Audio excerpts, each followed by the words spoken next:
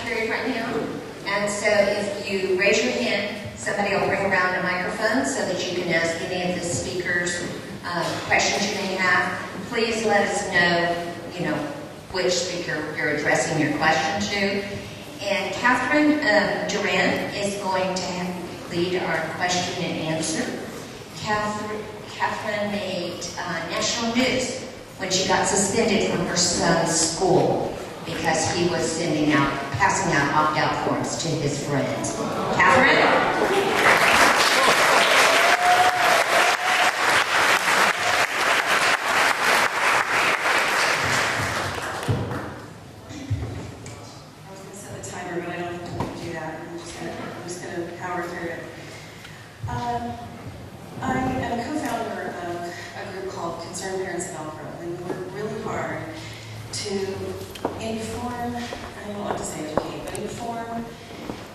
Parents and educators as well about why Common Core is not good for our children.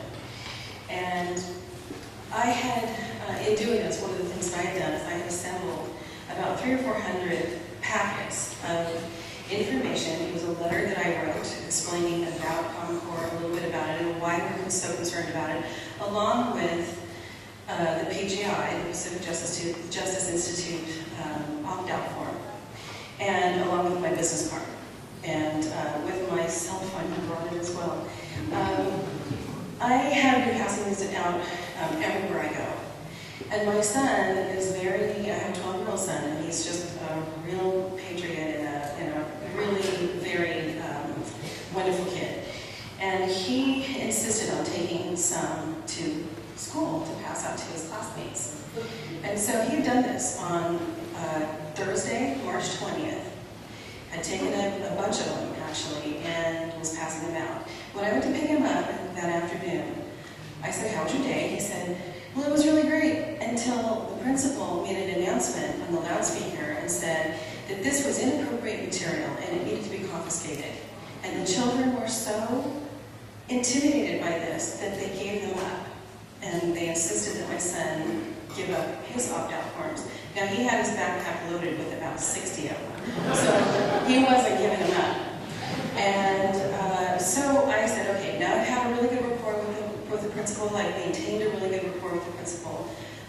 And so I didn't really anticipate any problems or anything with it. But I realized when I got in there to see her that she was visibly agitated. And she said, "I'm really concerned that you have dragged your son into this and gotten him involved in your activities. It's inappropriate.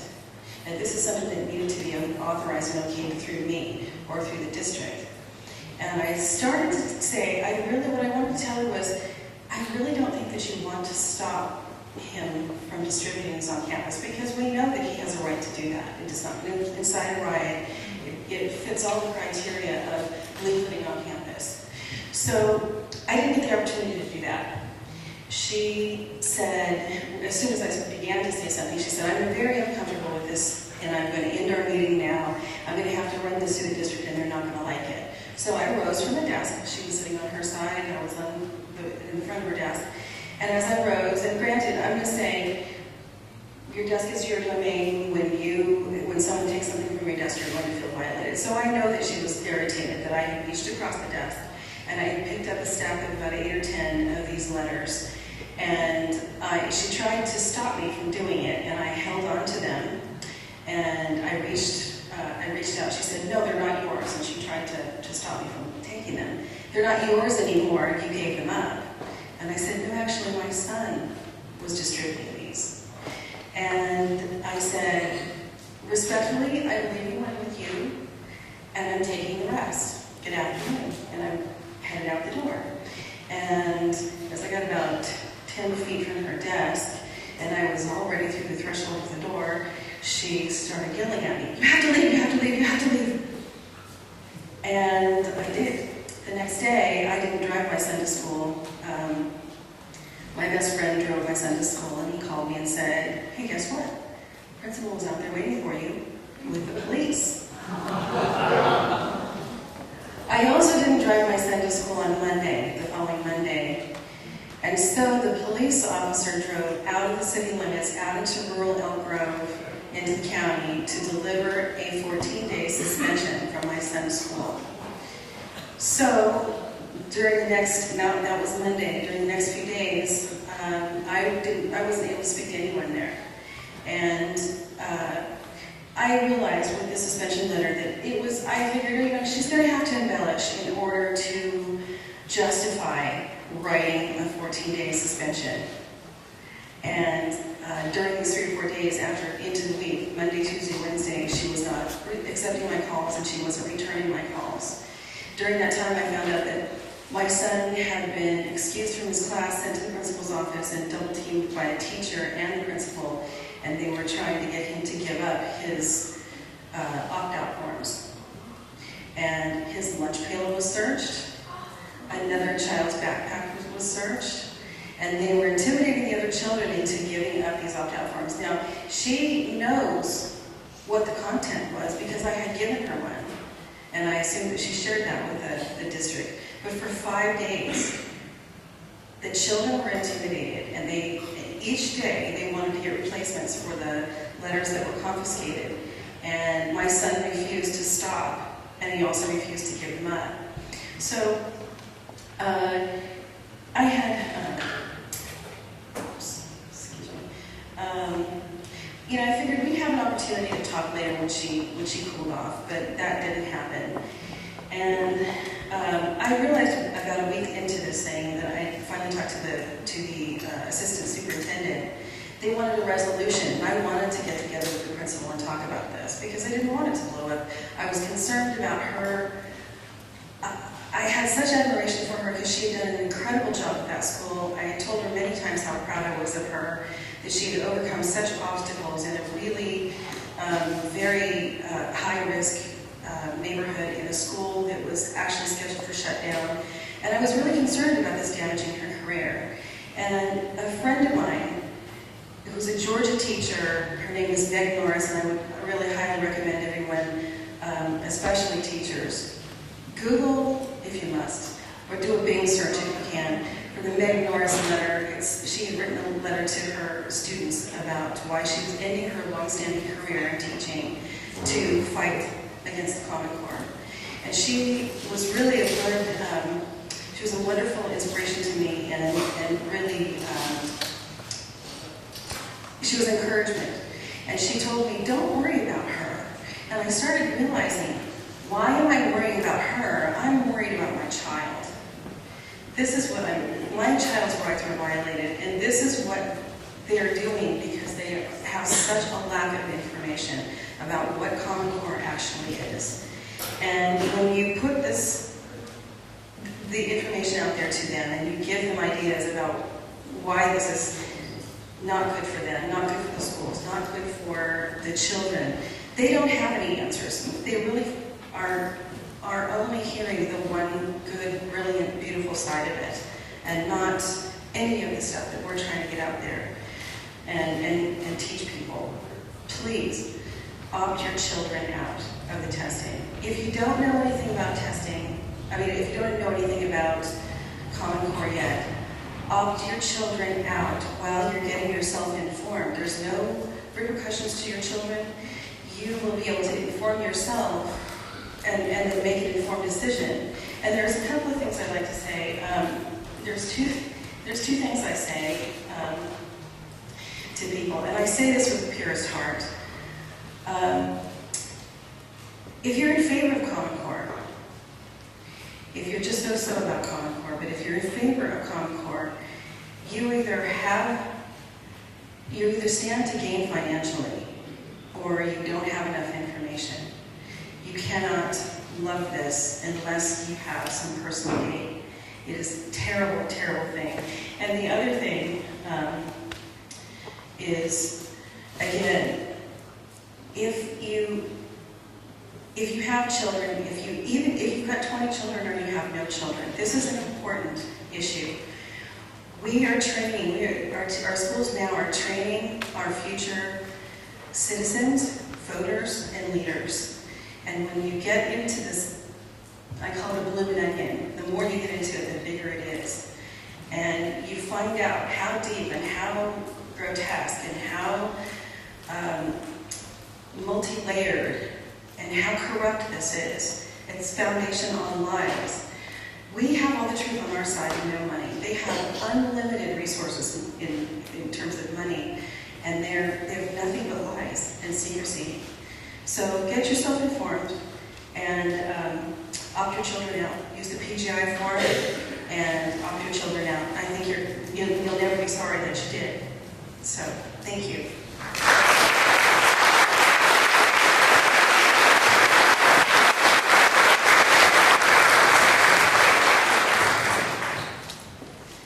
So, good questions?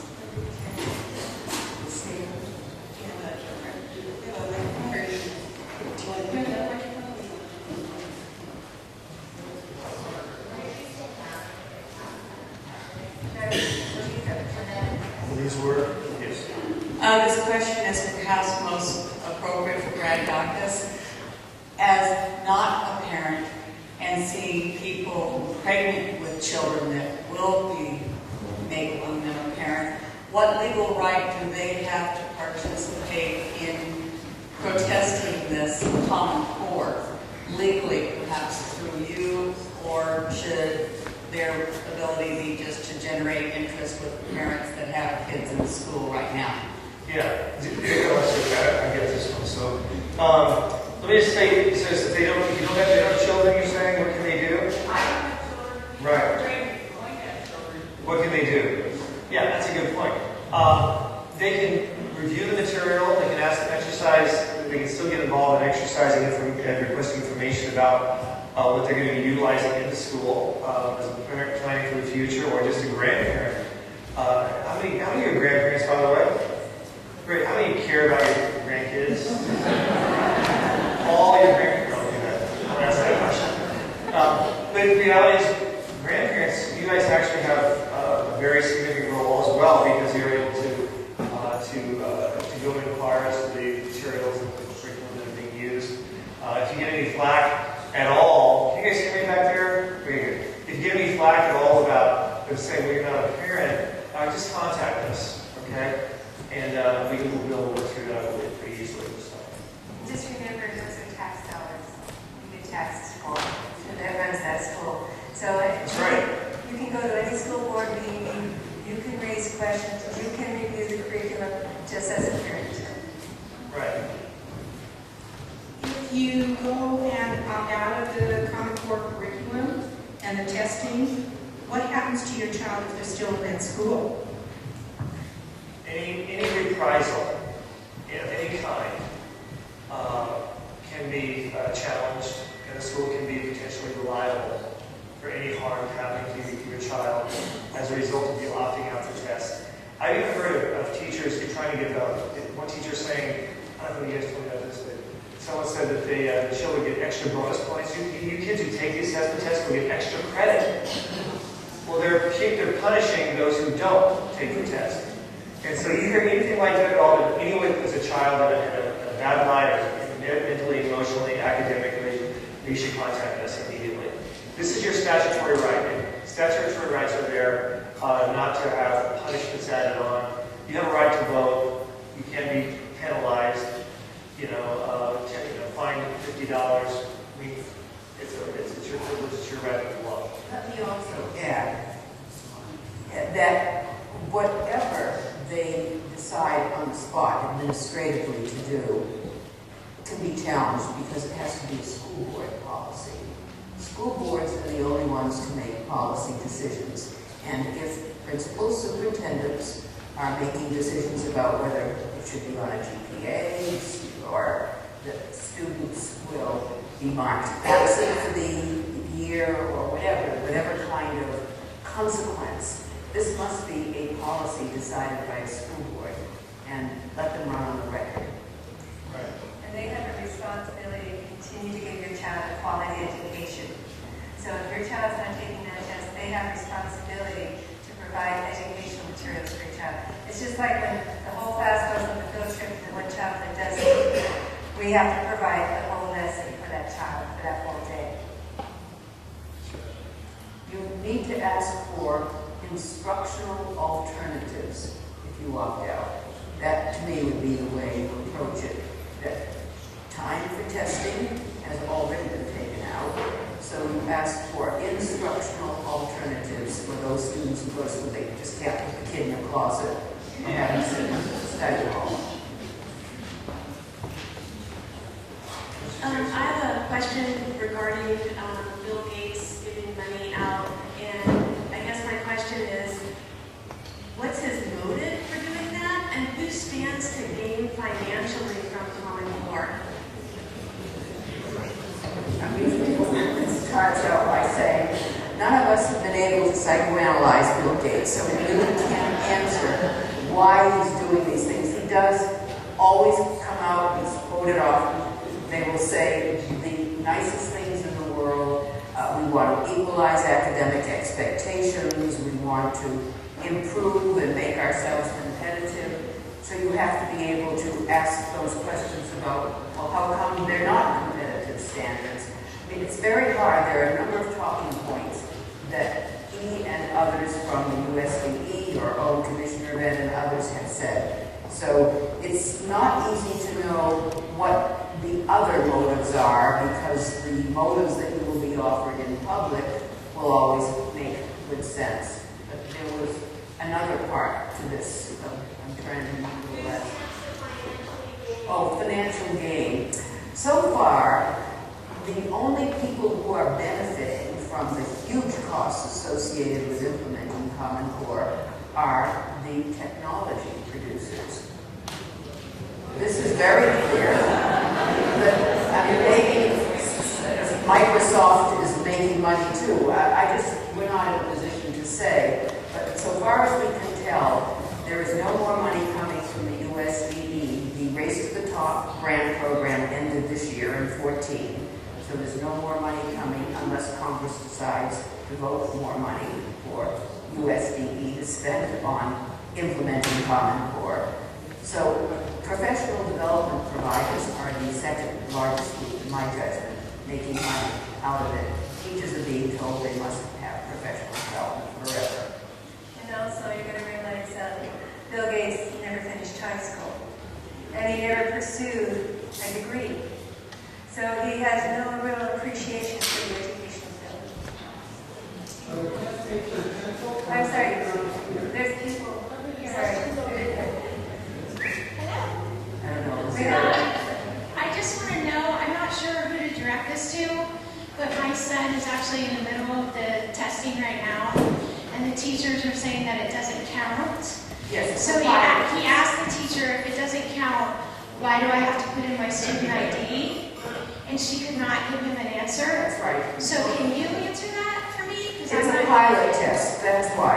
And pilot tests do not give back. We've had this issue in Massachusetts, and there are some legal ramifications of that by statute in Massachusetts. I don't think this is the case in California. But according to Massachusetts statute, if a test at the state level does not give back information to the school or the district, then there's no obligation for a student to take the test. And pilot tests, by definition, usually do not give back information because it's for the test developer who is trying to gather information. Your children are basically their guinea pigs. And so that's why there's no information coming back, but your teacher may not understand that at all. They're not being kept in the loop on this. And the state superintendent of our state has stated they have about 35,000 different kinds of questions that they have scattered throughout the state in the smart balance, trying to figure out which ones are the best. Yes, for any of you that might know, can a local school district in California choose not to go with Common Core? Do they have the legal right to reject Common Core? 3 out of 5 people that vote. Yes, and in this whole country, except for one state where the legislature 2 years ago, I think it's Louisiana, I'm not sure, it's a southern state, they took away the right of the local school board to make any kind of judgment about curriculum standards or instruction. Every local school district in this country has the right to choose its own standards. In Massachusetts, we knew they were voluntary.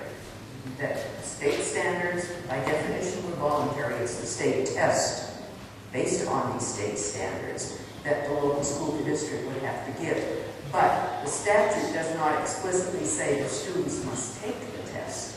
It only says the district must give it. This is very clear legally that there's a distinction. What the law does not explicitly require or set mandate. And this is real important too, along with what she's saying, separate from, what you said is absolutely correct in regards to, they have a right, the school district technically, legally, has a sovereign right not to do Common Core. The other concern, though, is the financial remuneration as regards to the state of California. And that is what is, the explicit language of AB 97 is fairly clear that the state is mandating that in order for them to get the money, the ADA, that they're going to have to do this. Now, that has not been tested in a court. There are arguments to challenge it, challenging Common Core. We didn't really get into many of those, some of those arguments, but we've been discussing them. So the verdict is still out on the financial side, how it's going to play. Also, if the school district on their own decides to make modifications, at the end of the day has high secure scoring, I think it's very difficult for the state to punish a school district when they're excelling far beyond the other school districts that are agreeing to dump down, dumbing down the Common Core. If you go to, if you go to AB 97 in the legislative bill itself, it's on page 100, section 2, third paragraph. It states right there that you have to provide a Common Core. And then if you go page 98, I believe it is, section 8. Well, on that page, it states that you have to, if you do not do the academic standards that they have stated, that you will not receive funding. Now, the thing is that as he was stating, and she has stated, that this is the time to challenge. And they're not internationally benchmarked, so a reasonable case can be made. There's a reasonable arguments and cases that can be made to challenge it. And how it works out at the end of the day, I don't know. I've seen some very shocking disappointments with judges not abiding by the rules as I would, in my impression, in some cases. So. And the educational code that they refer to states that it has to be international benchmark. And we already know it has not. And No Child Left Behind, the Act says in Provision 9 it has to be scientifically benchmarked. It has not. Yeah, we at Pacific Justice Institute would be more than happy to sit down and discuss with the school board behind closed doors, or open if they wish, if this is a legal matter. So you're entitled to talk about it with legal counsel. If they're considering this as an option, we'd be happy to explore that in that capacity without charge. I would like to also let people know that right now I'm involved in 2 different states because the 2 local districts have rejected Common Core and want to develop better English language arts standards. Germantown, Wisconsin is one, and they're a smart and balanced state. They're not sure what's going to happen when it comes to testing, but they'll defer that. And Manchester, New Hampshire, the mayor has decided with the board that they don't want Common Core, so they're developing a new set of standards. Again, smart and balanced is a state test. They're going to wait to see what happens. So eventually it's going to come, I think, to a state Supreme Court decision, maybe in more than one state. A question regarding Common Core and the accrediting bodies. For example, we use WASC here in California. So what is their opinion of Common Core? And I thought in many states around the country, the major state universities do a lot of the accrediting. That is, I thought they would go to the high school and say, these various courses are acceptable to be considered for admission. So here in California, what happened? WASC says this is not acceptable to us, and the University of California says these courses will not be accepted, will not be considered for admission to the University of California. So, I mean, isn't this whole thing DOA? It's a work in progress. This is what you have to understand. The strings are being tightened, but part of the deal with the application for Race to the Top, which was what most states did submit, was the acceptance of the possibility that if they got their chancellors or presidents of colleges to sign on, any student who completed the college readiness test, passed it, would be accepted, would be able to take for credit any courses at the university or college if they're accepted. It couldn't require acceptance, but it does say that they have agreements so that they have to be able to take for credit courses. In other words, no remediation, and that was a big deal because it means you save a lot of money if you can get rid of all of your remediation at the college level by simply giving credit to what those students would be taking for remediation. That's one of the great problems in math. Intermediate algebra at the college level might get college credit. Mr. Dacus, my son is in 5th grade at a private school that's run by the Catholic Archdiocese. And I'm just curious, how do you see this affecting the school's accreditation? All schools have to have accreditation every few years. And also, how do you see that affecting the students when they get to 12th grade and applying for colleges? How do you see that affecting them as far as getting into colleges if they're going to Common Core, which they're talking about doing? And also, Dr. Stotsky, I wanted to mention this. I look at some of the math problems on this stuff, and this looks a lot like what they called new math when I was in school in 1970. It looks a lot like that, and I'm just wondering what your comments were on that regard. Okay. To answer your question, as far as your ability for your child to go to college from a private school, how's it going to be impacted by Common Core? Whether a private school utilizes Common Core or not, the only issue is what effect will have on the standardized testing that they may decide to take. That the college which they wish to attend may choose to utilize or reference. We think we're going to see a major potential divergence with regard to universities and colleges and how they admit students with regards to that. So, for example, the state of Texas, they're completely not using the Common Core. So if that's the case, it's likely I can see them easily, along with other states, adopting an alternative standardized test. And that's really the only impact that I see is for as far as the preparation for the standardized test that the child may have taken. But I don't see a problem at all. I would want to pick up on what somebody said before to get to the accreditation issue for Catholic schools, because there is a separate accreditation board, as I understand it, for maybe independent Catholic schools. And I think they are becoming alert to this problem.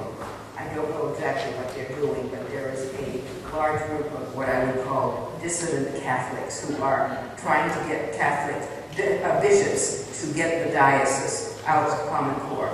In Wisconsin, 4 out of the 5 have rejected Common Core. The bishop for Pittsburgh has taken that diocese out of Common Core.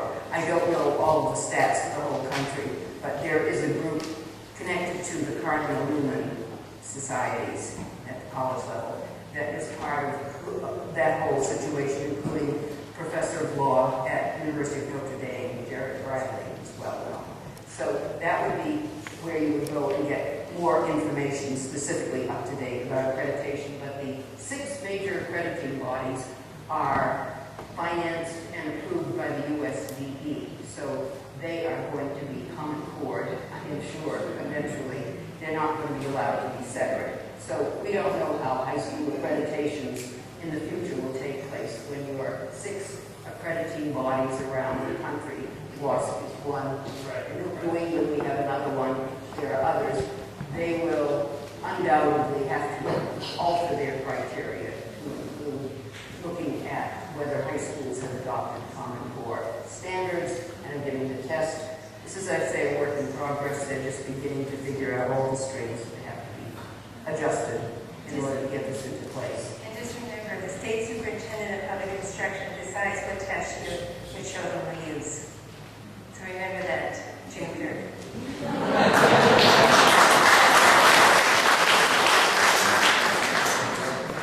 Okay, I think we're going to leave now.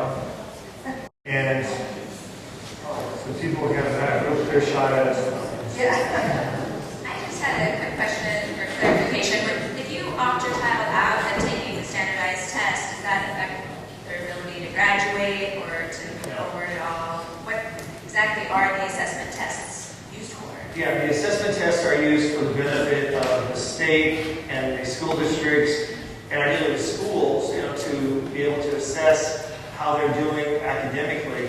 With regards to your child, there is no punitive academic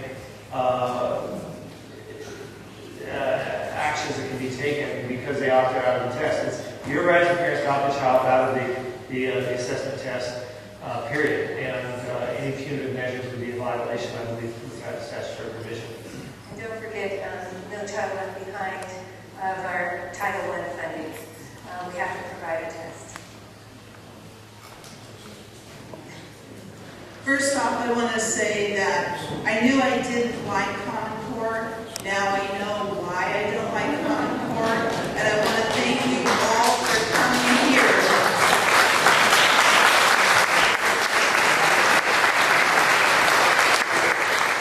For coming up here and educating us on a first-hand basis and sharing your personal experiences. This is really great education for us. I've heard this before, and a person that wanted to be here, couldn't be here, sent this to me from a text, so I'm reading from a teleprompter, sorry.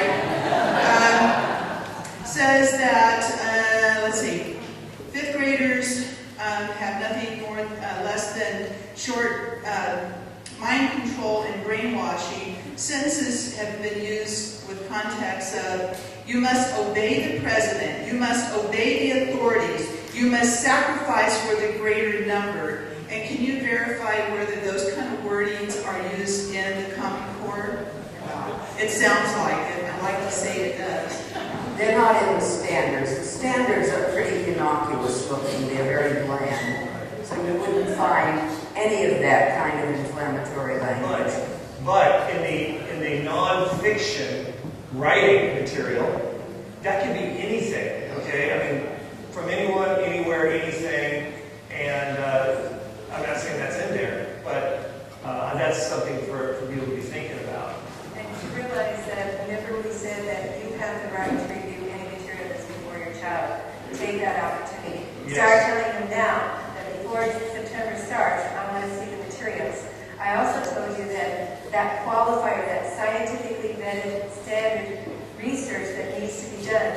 So, like I said, anybody can write anything and say it's Common Core online. The teacher can take it offline, off the internet, and say, let's use this lesson. Now that district says, no, you will not. My turn. Again, thank you for coming and enlightening us. I have to start with an apology. I'm not sure that I understood all of your answers, and you probably have answered the question I'm about to ask.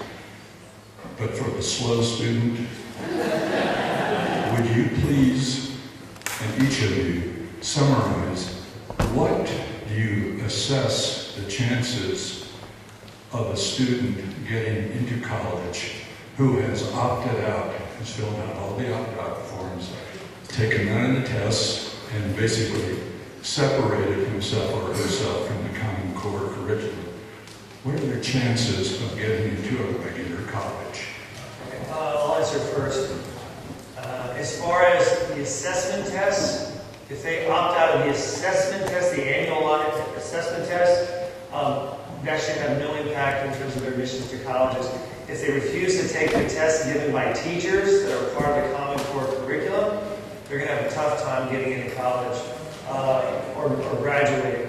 If they're attending a school that has Common Core. Of course, you have to always remember, there are private schools that don't have Common Core. And you can take those tests, you can pass those tests and move on academically. So. If I could follow that up, again, you gave a whole bunch of conditions. So here is a parent who wants to make a decision, am I going to opt out or not? And you went through stages. I would opt out of the assessment test. I would opt out of the state assessment test. I think parents can do that without any ramifications on their children's graduation or admission to college. Go ahead.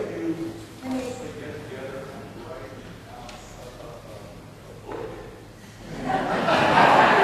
There are probably people who are doing this. It's not a simple answer. No, it isn't. I think it's a good idea. Actually, seriously, I'm going to be entertaining that for legal staff to actually help on that. But I would like to maybe try to answer that in a different way. If enough students opt out in the next couple of years, that kills the validity of the tests. And that's what's important. Just like the class test. The test data are what's going to be the key to all of this. The teacher evaluations are going to be dependent upon the scores from the tests. This is what standards we're there for, to get the test based on something that could be considered legal in each state.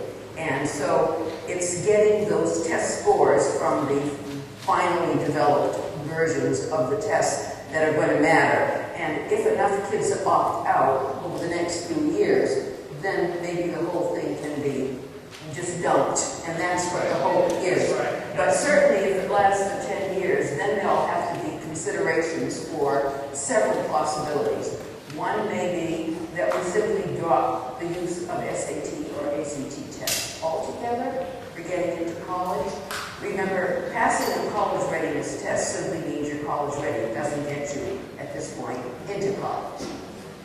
It's a bypass. It goes around the high school diploma. It's separate from the high school diploma, and they've muddled the two up. But a lot of people don't understand that. But also there can be a drive for each state to develop matriculation exams for their own university system. Matriculation exams exist in many other countries, and this is something that could be considered to fragment, to break up the monopoly of SATs, ACTs, or even ITDS, these norm reference tests that have also been aligned to Common Core. Have each university system in each state develop its own. Also, there can be abandonment of SATs, ACTs. Many colleges, starting 10, 15 years ago, started to give up. Liberal arts colleges said, we're just going to interview students. So it could be that one could insist that colleges give up the use of ACT and SAT and simply rely on whatever the grade is from the high school courses with a description of what is in those high school courses, because there's going to be a problem with what Algebra 2 actually is. And the Common Core Algebra 2 is not Algebra 2 according to mathematicians, so there's games being played and there's going to be a mess. Let me just put it that way. It's going to be a huge mess. But alternatives need to be worked on in anticipation. In other words, play chess all the way down the line. But right now, the major energy should be to get rid of the tests. Right. And opt out. just to make sure you understand, as a public school teacher in the classroom, I have my own separate test that I give the children. It has nothing to do with the end of the year test. I will never know what those results are. It just goes into a generic pile of information. Teacher-made tests. That's what I do it for. And by the way, I'm going to be staying around. I'm sure you can tell you, we're going to stay around after it's all done until Mr. Rito, every question is answered. So if something's fuzzy to you, don't give up. Just talk to us afterwards. We're talking afterwards. We'll spend more time with you before we leave tonight. Is that work? I have two quick questions. Do we have to fill out the PJI opt-out form every school year? And also, I had a friend who turned hers into her school, and she was told by the school that she had to provide a handwritten note along with that. Is that accurate? No. The handwritten note is not accurate. It has to have a signature. It does not have to have a handwritten note. That's just something you're making up as far as that is concerned. And then and I do recommend that you file it every year to put the school and the school district on notice. New faculty, a change of faculty is just a very good standard operating procedure every year we do. Good question. I have a quick comment, or question first. The pilot project, the pilot testing that's happening right now, soon, they'll be compiling the information, how soon before they implement it here in the California school system? Does anyone know that? Next year. Next year, so next fall. And then, so that being said, here in Nevada County, we have elections coming up. And it's not the place for that, but, you know, those people, us people, should be asking those questions of those candidates and where they stand.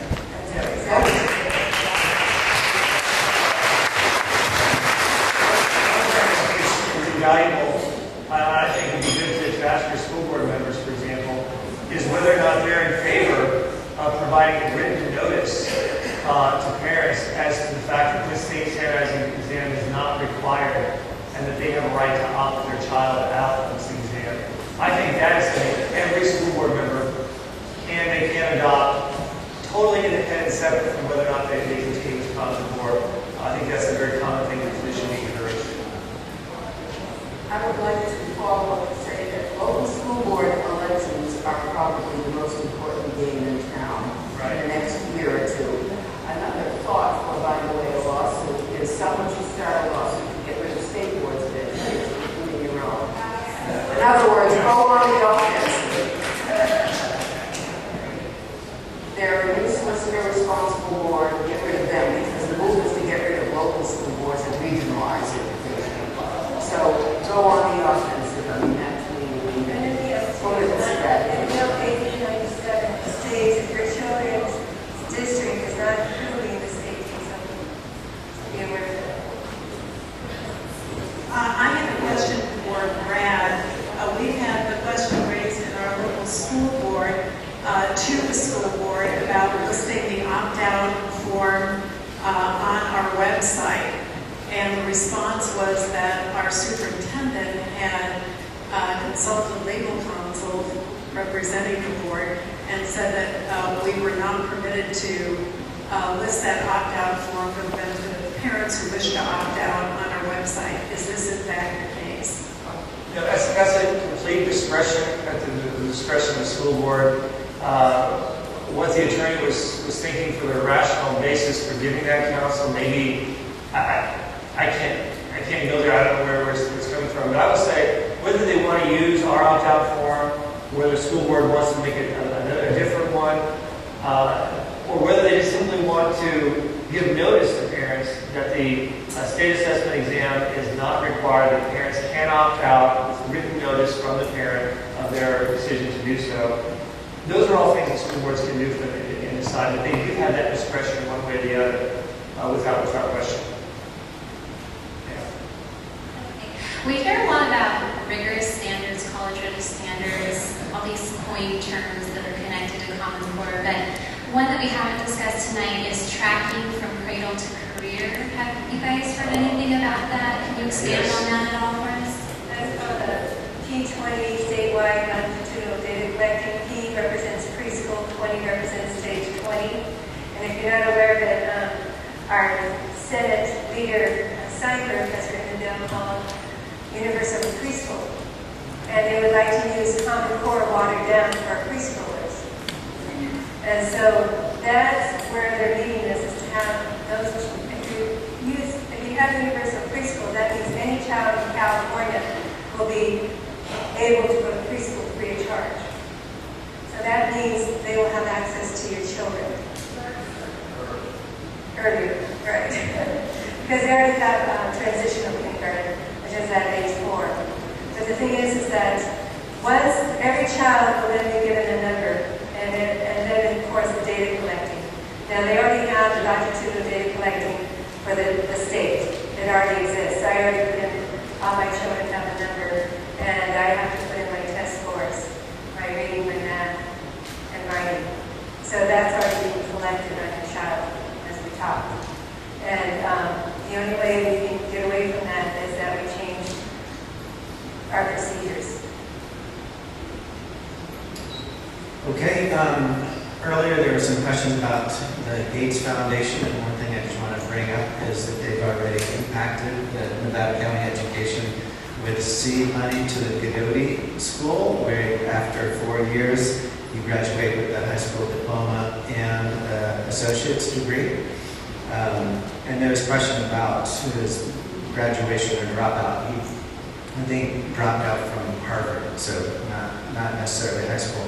A question I had for Mr. Dacus, curious, and maybe I missed it, but what's the state superintendent's motivation in giving up such great standards? I'm not certain. Is there more money promised in the end? The race to the top money wasn't part of the calculation, so I just don't know why that would be. That's a very good question. I'm going to relinquish that to the candidate for state superintendent, Lydia, because I think she'll probably have a better idea on that one. But I appreciate your question. And thank you for the correction on that. What happens is the election was 2010, and June was the adoption, June 2010, and the election for that office was November 2010. So in other words, it was already in the process before the state superintendent went into office. So it was done by the previous person to put it in place. I think your question was whether is there any incentive, or what's the incentive for the state of California to be doing this? I think is what your bottom line is, right? And, well, I'll just make a comment. The only thing I can see is that they're all on the same page to become the Obama administration. That's the only thing I can see. And California is at the bottom, or next to the bottom, I guess it's just above Mississippi, as far as overall academic standards and testing. So we're more desperate. I think there's a higher degree of desperation for change. The change, you need to remember, can be for the better or for the worse. But people are more subject to be favoring change when they're prolonged state that is not improving and they want to change. So that may be a reason why it's this stuff in a lot of why Texas is not, because Texas is actually moving up in their academic standards and progression based upon the Ross Perot Reform Commission that was 30 years ago. I would also add from my having testified in Texas that both the Democrats and Republicans felt they had enough money in Texas to support what they were doing on their own, and they didn't want to invest in a whole series of new textbooks at the time. But they were worried about the Title I money, and this is still a possible bone of contention, because every now and then Duncan tries to claim that Title I money will not go to states that have not adopted Common Core in Texas. And John Pine, who is head of the House Education Committee at the congressional level, says that USCD cannot attach conditions to Title I money because if Congress votes Title I money, then it goes to the states. So this is still to be adjudicated in some way if there is an attempt by USCD to withhold or redirect Title I money towards Common Core.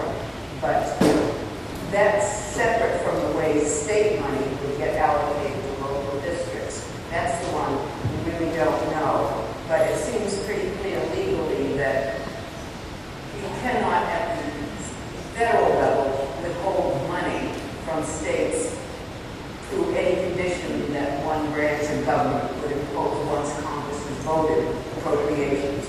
There are a different set of laws that attach to federal to state as opposed to state to local. I have a couple questions. I have been a homeschool mom for 23 years, and I have 10 children. 6 I'm still schooling at home. None of them have ever been in public school or any school. So for a number of those years, I either did nothing, which I said I was underground, or I filed an affidavit. So I've only been in a charter school now the past 4 years, but so if you file the affidavit, you're out from under that, right? Is there a way that they can get in there eventually, possibly, but not right now? You say you have your children in charter school, right? I do right now, yes. Just so the past. school affidavit is irrelevant. No, I know. I'm saying several of my children are graduated, and for a number of years I did an affidavit. I've only been in a charter school for the past 4 years. I've homeschooled for 23 years. Right. So, but if I decide to go back to that, that's not an issue.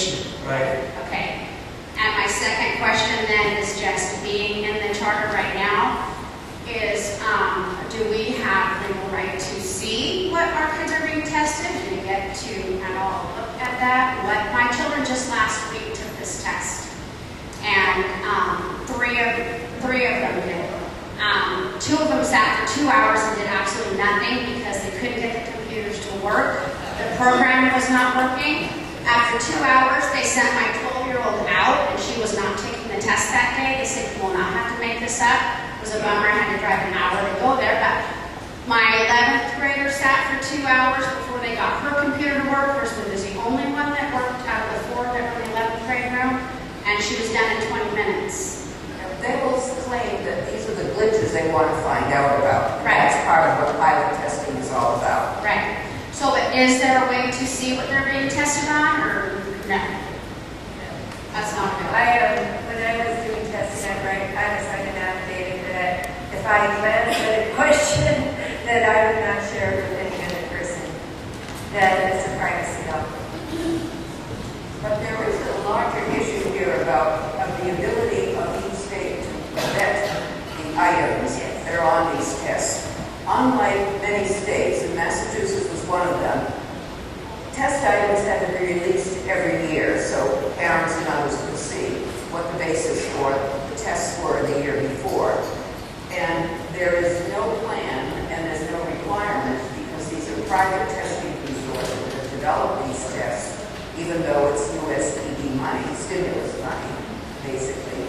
There is nothing that requires the release of the items that have been used for developing the kids' scores, even at the college readiness level, which is something that should be vetted by each state. Insecure, in some secure setting, because they will claim that they're very expensive to develop, and I do believe that these items probably are very expensive to develop, but we know almost nothing about who is vetting the math items, who are the people really vetting the ELA items.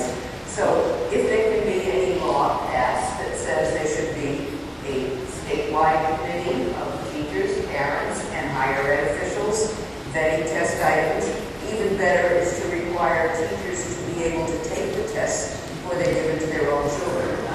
Now, that should be common sense, and this is what in Nashville, New Hampshire almost took place. Teachers were allowed to take a pilot test for Smart and Balance in Nashville, New Hampshire in December, and the principal then asked for the impressions of these middle school teachers, and he was amazed and really upset by all of the comments he collated. He didn't attach teacher names to them. He made this available as public information. So as long as teacher names were not attached to the comments, it was fine. They were anonymous and protected. But the teachers were very upset with the Smart and Balance test, and it's possible they will not allow any more teachers to take the test after that experience, because they said the two major criticisms: the test didn't assess anything they felt they were teaching, and two, it required technological knowledge, how to drop down and how to do things with the computers that they had not themselves adequate skills, and their kids didn't have adequate skills, and they didn't know how they were going to manage. So they asked if the State Department in New Hampshire would not give the test for a couple of years. They won't back down. We're seeing a digging in of heels all the way through, which is very puzzling to me. No willingness to compromise.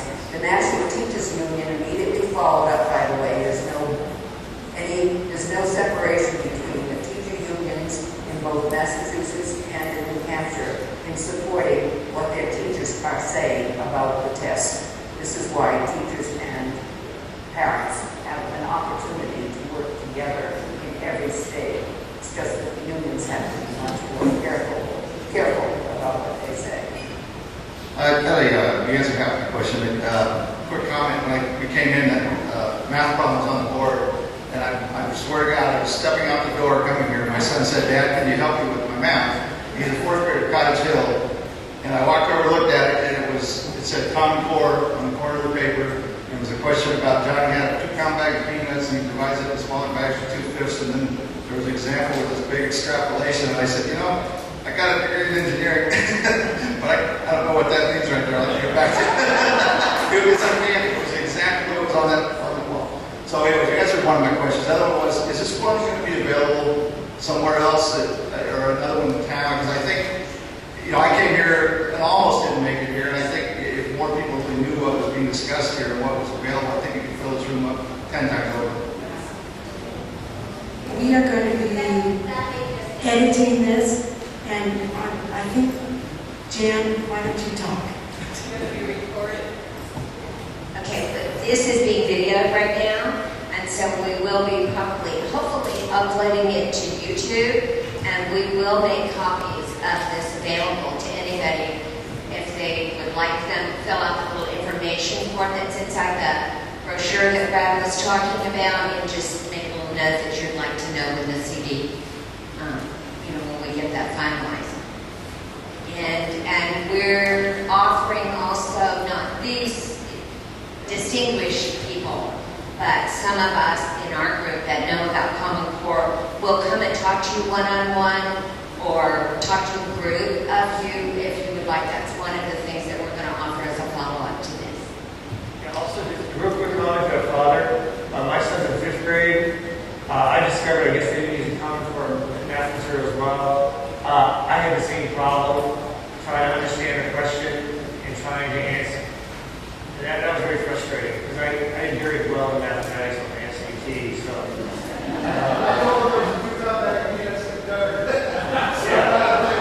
yeah, the real simple, easy way to answer it. He said, "No, Dad, no, it's much more complicated. There's much more steps involved. It's much more complicated." Very frustrating. Very frustrating for him and for me. I teach 2nd grade, and I have a very bright little boy that does well in mathematics, but he does well in his head. And it really is very frustrating because the children have to write their answers down, how they solve the problem. And this little boy doesn't have the writing skills yet. He literally do 252 plus 560. And he can do it in his head and write it down. And I says, well, you have to show the regrouping. And he struggles and he fights with it. But for me, because on that test, it says I have to give credit for the process of showing how to do it. You see what I'm saying? So that child is going to be denied the opportunity of receiving the best grade for his ability over the process. And this is what's wrong. Question, right here. Yes. Is the Federal Department of Education monitoring this program? How are they involved in this directly? And if they're not, why do we need the Department of Education at all?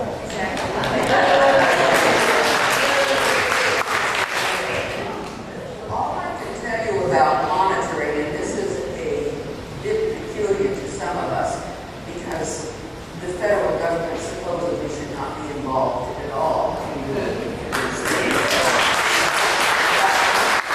About 3 or 4 months ago, they announced the members of what they call the Technical Review Committee. And this was a committee that is supposed to review the design of the tests by the 2 testing consortia that have been funded with stimulus money that the USPD gave them. But the members of this Technical Review Committee are apparently not doing what one would assume rationally the federal government would always do, that if you give money to a program, you want to have it audited to make sure that the money is spent on whatever it was allocated for. This is to review the design and make sure that there's compatibility between these 2 testing consortia. There's more involved, and none of the people on this Technical Review Committee have any academic expertise in either mathematics or ELA. So it's not quite clear what this kind of committee is going to be doing. But the role of the federal government in establishing this committee suggests that Secretary of State Duncan is going to exercise a lot more power and direction in the future on these. You see, there are little bits and pieces of information that keep coming out, and we just wait to find out when the next shoe drops. You're not aware of it, in 1979, Carter's pretty much prior to Lord Amy's office opened up the door to the U.S. Department of Education. Now, on the campaign trail, Reagan, he promised that he would get rid of the the U.S. Department of Education, and he did not. He thought of it an opportunity to help us out. And then came the Bush, and then came all the other presidents. So on both sides, each Republican or Democrat have taken the opportunity to put their hands in the pie, basically, and actually created more control over us by state and also by district. Because now each district is dependent on that federal money. Now before the U.S. Department of Education, the money actually just went directly to the state. And that's what we need to go. We do need to get rid of the U.S. Department of Education.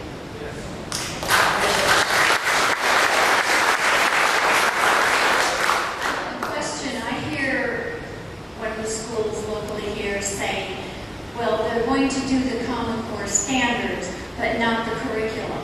How is that going to work? It's not, is it? Aren't they going to be forced down the road, hook, line, and sinker? There isn't any specific Common Core curriculum. Let's clarify that all we have officially under the name of Common Core are two sets of standards, but there are stamps that are going on to a lot of material saying Common Core aligned, and schools are redesigning curriculum to address these standards, and the tests are going to be based on these standards. So curriculum is not clear where it's coming from. You can hear this over and over again. You can have your own curriculum. Will they be able to teach what they want, whether it's religion or whatever, and still say there's the Common Core In standards? theory, yes, but when the tests are out, then the teachers are rated on those tests, and schools are then judged on those tests. It will be seen to be in the interest of the school system and the teachers to make sure they are addressing what is implied by test items. There will be a lot of test prep. I remember from 1897, your school district does not show growth academically, then we need to state control. This is all to be played out. It's a work in progress. I am very concerned about the universal preschool bill by Smucker that you mentioned. And is there a group that we can contact that is trying to fight that we can be writing some letters and calling people to get that defeated? Which bill? The Steinberg bill, Preschool. Nobody has taken charge of that, but you have your responsibility locally with your assembly and senators to make your voices heard and to also start going to, start doing another campaign and start talking to the school districts, because what they're planning on doing is using daycare centers throughout the state. And you do not have to be a qualified certified teacher to teach preschool. All you need to be is a person with an AA degree, another development degree. And for 5 years, you have this opportunity to get your degree, your teaching credential. And to be an assistant teacher, you do not have to have any teaching experience. Just enroll, first day enrollment, and you're considered an assistant teacher. As long as you're in enrollment in a program. And you have 5 years to get your AA degree. So, I think we're going to wrap it up now. If you'd like to stay later, if you'd like to stay after, you don't have to rush home. The panelists will be answering questions afterward. If you notice that in the inserts in your programs, there's a PGI form that you can fill out. And there's a basket for that. And we're collecting them in the back.